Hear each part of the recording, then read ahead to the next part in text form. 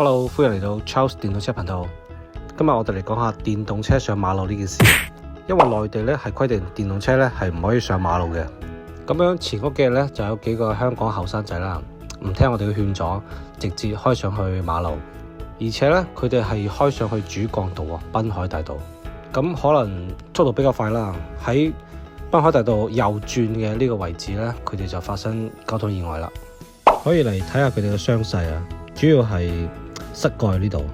咁當時撞得有幾嚴重呢？睇下部車就知道啦。可以見到部車嘅三星柱咧係完全歪晒啦，而且撞完之後呢，部車就停喺馬路上邊，係完全喐唔到啦已經。係我哋啲人呢，夾硬喺馬路上面拖翻入嚟行人道嘅。咁呢部車嘅三星柱呢，其實係實心嘅。大家可以諗下，咁厚嘅一條三星柱撞成咁嘅樣，當時嘅衝擊力呢應該係非常之大。比較幸運嘅係呢兩個後生仔就唔係好嚴重，都係啲皮外傷啫。咁樣接落嚟就係部車嘅修復過程啦。因為修復時間比較長啊，所以就加速播放。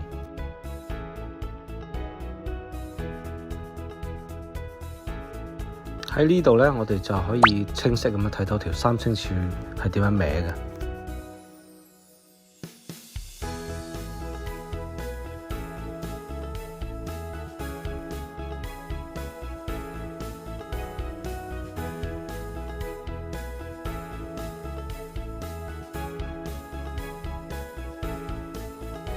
呢度可以睇到波盤啲鋼珠啊，已經全部爛晒啦，跌出嚟啦。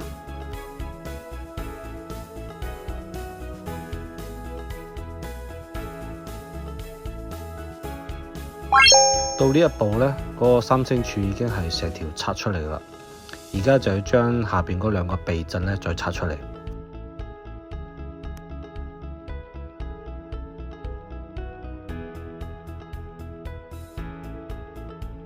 好啦，到呢度呢，三星柱已經開咗出嚟啦。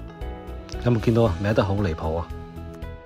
之後我哋檢查條避震啊，咁樣避震呢基本上就冇變形嘅。之後呢，就將新嘅三星柱攞出嚟安裝上去就 OK 噶啦。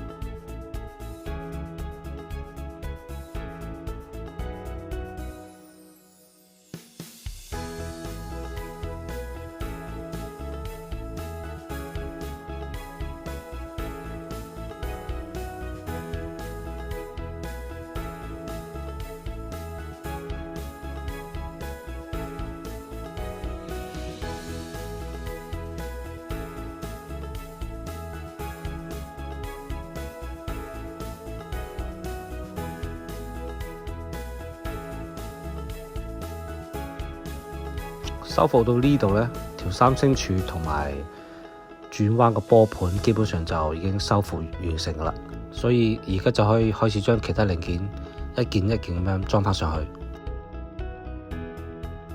呢樣嘢叫螺絲膠啊，即係防止螺絲鬆脫嘅。我哋一般會喺啲關鍵部位呢會添加呢啲螺絲膠。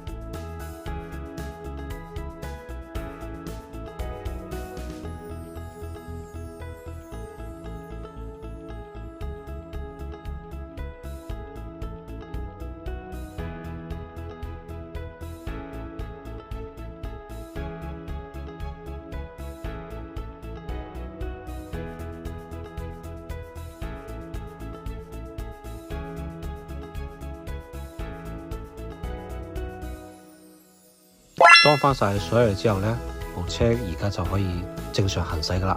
成個過程呢都係半個鐘多少少嘅啫。所以你會發現，一旦發生交通事故，整翻部車呢其實唔難嘅。但係如果人受傷咗要康復，咁就要經歷比較漫長嘅時間啦。所以大家記得開電動車千祈唔好落馬路喎，車速太快嘅話，好易容易發生交通意外噶。好啦，呢集嘅視頻就到此為止，我哋下一集再見啦，拜拜。